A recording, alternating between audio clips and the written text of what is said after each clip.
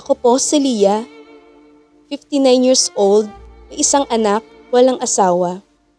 Uumpisahan ko ang aking kwento sa aking kabataan at pamilya.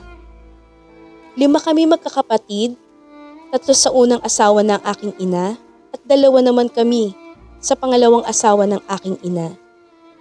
Sa aking ama naman ay hindi ko na alam kung ilan sila at yung iba naman ay hindi ko nakilala. Lumaki ako sa pamamalo at mahigpit na pamamalakad ng aking ina. Simula pagkabata ko ay puro hirap ang aking dinanas. Ang aking tatay naman ay laging wala sa aming bahay. Mahilig sa barkada at bisyo. Humantong pa nga na minsan ay pinagbabaril ang aming bahay. Dahil sa hinahanap ang aking ama. Dahil hindi na matagalan ng aking ina ang ganong sitwasyon, nagpasya sila na maghiwalay. Hindi naman mapagmamalakihan ng aking ama ang aking ina dahil ito ay likas na masipag, madiskarte. Naglalabandera kami ng aking ina sa mga mayayamang tao sa aming lugar. Pag nagkakaroon naman kami ng puhunan, agad namin itong ipamimili ng mga paninda. Ang bunso ko namang kapatid na lalaki ay nagkasakit at kailangang operahan sa ulo. Dinoble ng aking ina ang sipag habang ako ay nag-aaral. Siya naman ay nakakuha ng pwesto sa Divisoria. Prutas at gulay ang aming paninda. Sumasama ako sa pagtitinda kapag wala akong pasok. At kung minsan, solo kong kumukuha ng labada sa aming lugar. Mahirap noon maglabada. Dahil sa pangunahing pinagkukunan noon ng tubig ay sa ilog. Suong-suong ko ang aking labada paakyat at pababa sa ilog. Napakahirap ng buhay noon. Ang hirap isipin kung paano ako makakatapos ng pag-aaral sa ganong sitwasyon. Hanggang sa nag-offer ang isang mayaman sa aming lugar na tutulong siya sa pagpapaaral sa akin. Bilang ganti, hindi ko na pinapabayad ang labahin nila pero tumatanggi ito at idagdag ko na raw ito sa aking pambaon. Inggit na inggit ako sa tuwing pupunta ako sa kanila. Masayang pamilya, magagandang damit, magarang kotse, at higit sa lahat, maraming pagkain. Nakita ako ng matandang mayaman na nakatingin sa kanila at walang ano-ano ay sinabi niya na simula ngayon, sasabay ka na sa aming kumain. Napakabait ng pamilya na yon, pati mga anak niya ay walang nagagalit sa akin kahit na ako ay kumukuha ng pagkain. Sinuklian ko ito sa aking pag-aaral. Nagbaligdiktoryan ako sa aking high school. Tuwang-tuwa ang aking ina at lubos nitong pinagmamalaki. Ngunit isang araw, may lumapit sa amin na kapitbahay at sinasabi sa aking ina na hinahanap ka ng babaeng pinaampun mo, prima. Nagulantang ang lahat sa sinabi ng kapitbahay. Nagpatay mali siya ang aking ina at kunwari walang narinig. Itinuro ng mga kapitbahay ang aming tahanan sa babaeng maputi, balingkinitan at mukhang mayaman. May kasama itong lalaki at ito pala ay kanyang nobyo. Nagtataka ako kung bakit siya ay maputi. Samantalang kami ng aking kapatid ay kayumanggi. Pero mababakas mo sa kanyang muka na halos parang pinagbiyak na bunga ang mukha nila ng aking ina.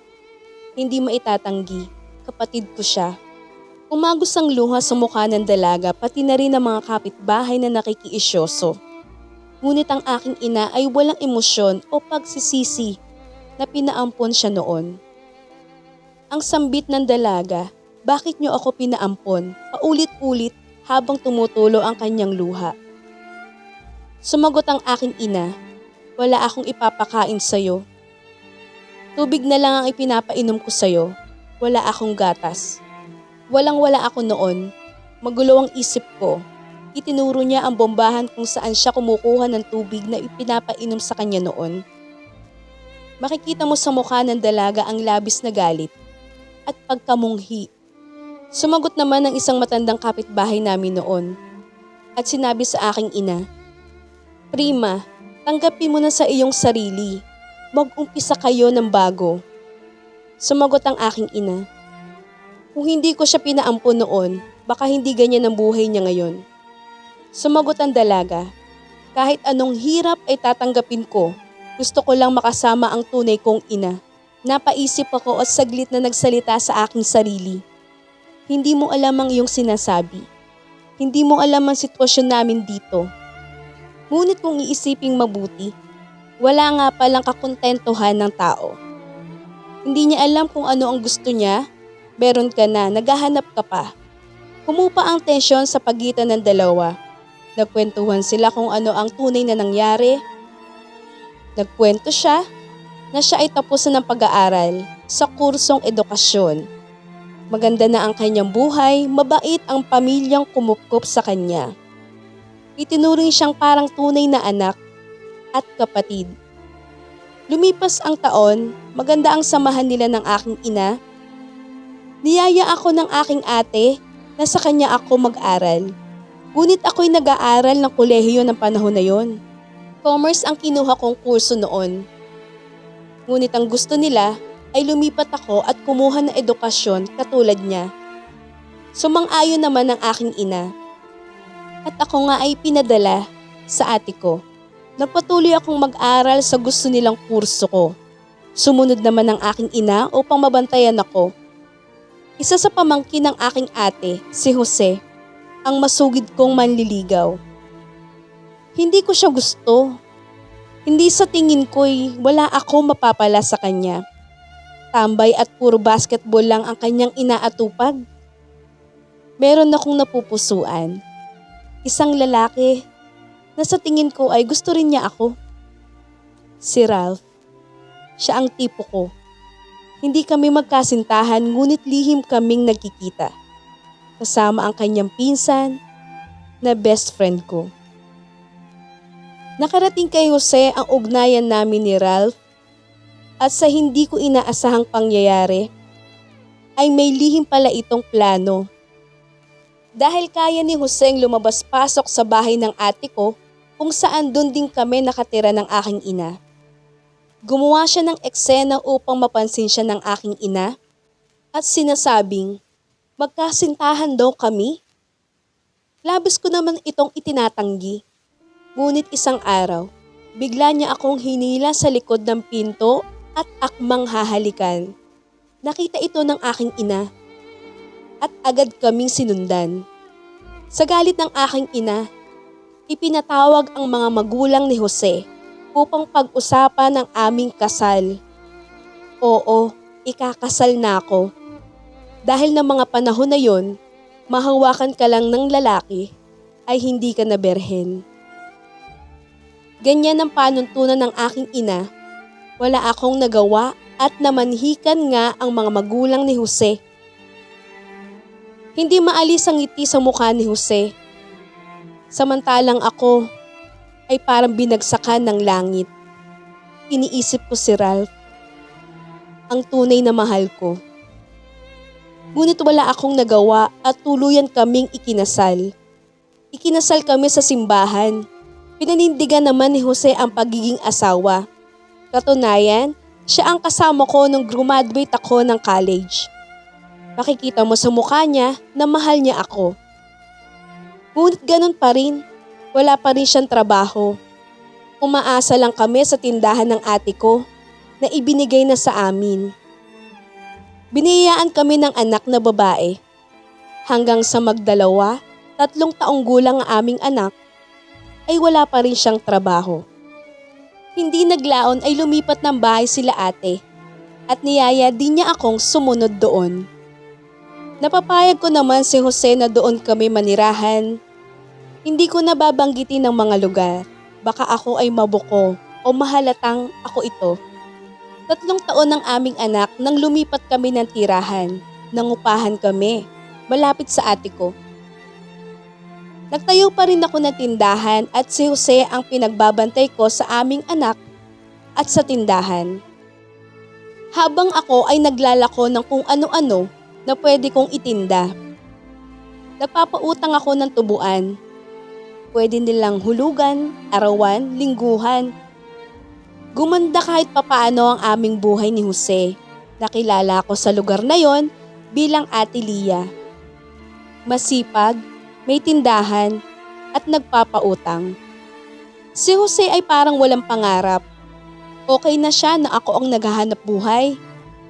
Hanggang isang araw, pagod na pagod ako galing sa pagtitinda. Inabutan ko siyang tulog. May bumibili at iyak ng iyak ang aming anak. Napuno ako at inaway ko siya. Hinamon ko siya ng hiwalayan. Sa unay sigawan at bangayan, ngunit nauwi sa hiwalayan. Umalis nga siya at umuwi sa kanyang mga magulang. At sinabi nito na hiniwalayan ko na nga daw siya. Nabalitaan nga ni Ralph ang paghihiwalay namin ni Jose dahil iisang barangay lamang sila ni Ralph. Si Ralph ay binata pa noon dahil labis daw ang sakit na nararamdaman niya nung ako'y ikasal. Hinanap nga ni Ralph ang lugar kung saan ako namamalagi. Napakalayo nito. Kaya nung nakita ko siya na bumibili kunwari sa tindahan ko, ay agad akong napasigaw. Nagulat ako. Nasundan niya ako. Hinanap niya talaga ang lugar ko. Dahil nung panahon na yon ng 1990s, ay wala pang kahit na ano para magkausap kami. Agad ko siyang pinapasok dahil baka may makakita sa amin. Kasal pa rin ako kay Jose. Nag-usap kami ni Ralph. Ang gusto niyang mangyari ay ituloy namin ang nakaraan. 4 na taon noon si Liam, ang aking anak. Isinunod ko sa aking pangalan. Nakikita niya madalas si Ralph na pumupunta sa aming bahay. Isang gabi, habang nandun si Ralph, biglang dumating ang aking ina. Labis akong natakot sa pwedeng gawin ng terror kong ina. Agad ko namang itinago si Ralph sa ilalim ng papag. Nakita naman ito ni Liam, ngunit hindi ito nagsusumbong. Nakatunog naman ang aking ina na may ibang nangyayari sa aming bahay. Kaya agad kong inilipat si Ralph sa kusina, kung saan pwede siyang dumaan sa bintana. Ngunit ito ay masisira. Sinabi ko sa nanay ko na pagbentahan muna ang bumibili upang mapalabas ko si Ralph. Nagawa ngang makalabas ni Ralph, ngunit sinambit ko sa kanya na huwag nang babalik at wala nang aasahan sa akin. Simula noon hindi na bumalik si Ralph at nabalitaan ko na lamang sa best friend ko na nag-asawa na siya at ikinasal sa isang magandang babae. Lumipas ang buwan, maraming nanligaw sa akin dahil ako ay responsable at masipag. Magaling sa negosyo. Ngunit isa lamang ang aking natipuan. Muli akong umibig. Nagsama kami kahit tutol man ang aking ina. Dahil bumalik lang daw ako sa dati. Dahil wala rin daw itong trabaho. Tinuloy ko pa rin dahil sa sitwasyon ngayon, ako naman ang masusunod. Mahal ko si Carl. At sa kanya ko lamang naramdaman ang pagmamahal na hinahanap ko. Ngunit, hindi naging maganda ang relasyon nila ng aking anak na si Liam. Dahil lang sabi ni Carl, matigas daw ang ulo nito at wala daw akong mapapala sa kanya. Lumaon ng lumaon, gumanda ang buhay namin ni Carl. Nakapagpatayo kami ng sarili naming bahay. Siya naman ay isang driver ng pampasaherong bus. Lumaki na si Liam at natuto na itong lumaban, lalo na kay Carl. Hindi ako makakibo o makapalagman lamang kapag nakikita kong sinasaktan ni Carl si Liam. Katwiran ni Carl, dapat bigyan ng leksyon. Huminto sa pag-aaral si Liam at lumayas nga sa poder ko. Napatuloy ang pag-unlad namin ni Carl. Ngunit isang sakit ang dumapo sa kanya. Lung cancer. Nakuha niya ito sa paninigarilyo. Kung saan-saang ospital ko siya dinala, halos maubos ang aming kabuhayan. Wala naman akong maasahan sa mga kamag-anak ni Carl kahit magbantay sa ospital. Samantalang nung kalakasan ay kung ano-ano ang naibibigay sa kanila.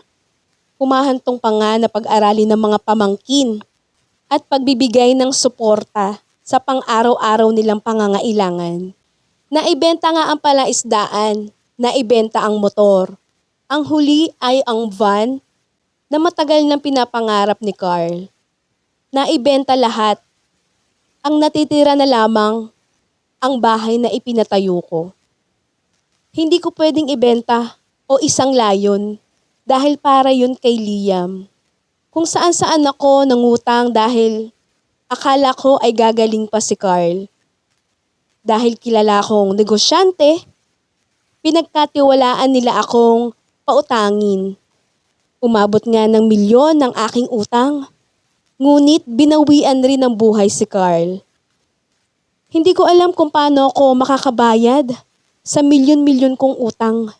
Nagpasya akong magtago sa malayo dahil sa dami na naghahanap sa akin, sa dami ng aking inutangan. Upang makasurvive, nagpasya akong magturo. Nagtuturo ako sa private. Ibinalik ko ang tinapos kong kurso. Maliit man ang sahod, pero sapat na yun para sa gastusin ko. Si Liam ay umuwi sa amin at siya ang humaharap sa mga taong naghahanap sa akin. Tinutulungan din niya akong magbayad paunti-unti sa mga iniwan kong utang. Hindi na ako umibig muli. Okay na ako sa ganitong buhay. Paminsan-minsan, pumapasyal si Liam sa akin. At maganda ang relasyon naming mag-ina. Kumakain kami sa labas. Napag-uusapan namin ang mga problema, mga bagay-bagay, mga nangyari. Salamat at may isa akong anak na kahit ano pa ang nangyari ay nandito pa rin siya sa akin. Huminto na ako sa pagtuturo at lumipat muli ng ibang lugar. Nangungupahan ako ngayon at nagtayo ng maliit na tindahan. Hanggang dito na lang po. Marami pong salamat. Nagmamahal, Ate Lia.